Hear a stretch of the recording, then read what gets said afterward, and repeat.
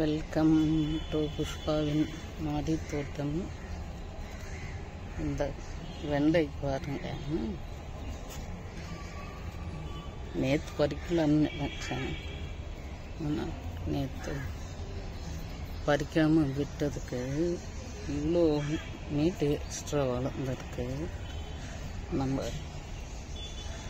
நம்ம கை பாருங்க, இந்த இடத்துல இருந்து இவ்வளோ தூரம் ஹைட்டாக போயிருக்கு.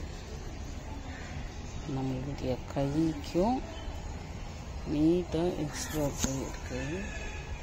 அங்கேயும் ஒரு காய் இருக்குது, அது ஒரு காய் இருக்குது. பட் 2 காய் பறிச்சாலே தாராளமாக ஒருத்தரை சாப்பிட்ற அளவுக்கு இந்த காய் இருக்குது.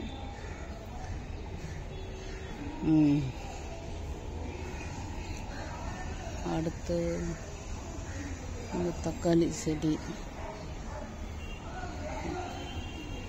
ஒரு காய் கூட வைக்கல. இந்த செடி வளர்ந்த ஃபேமஸாக வளர்ந்து வந்துச்சு, ஒரு காய் வைக்கல.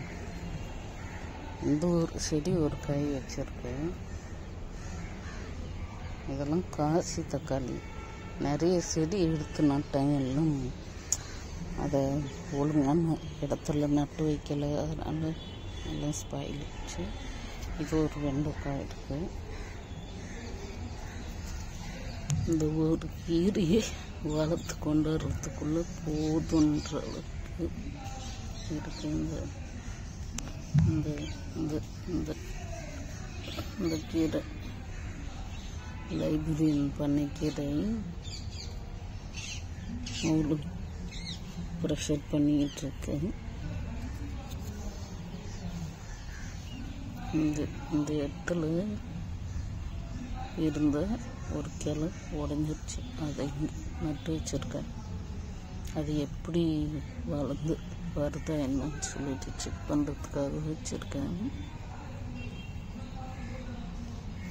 மற்றபடி இப்படி போயிட்டுருக்கு மாடி தோட்டம்.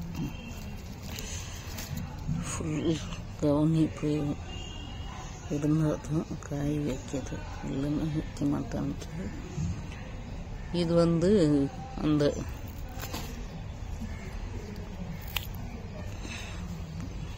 கீரை பேர் மாற்றி போடு, என்ன கீரை, வேதிக்கீரை. இது இன்னைக்கு ஒரு 3 கீரையை போட்டு சமைக்க போகிறோம். நல்லது. இது காஸ்ட்லி கீரை. அந்த கீரை போட்டு சமைச்சிட வேண்டியதுதான்.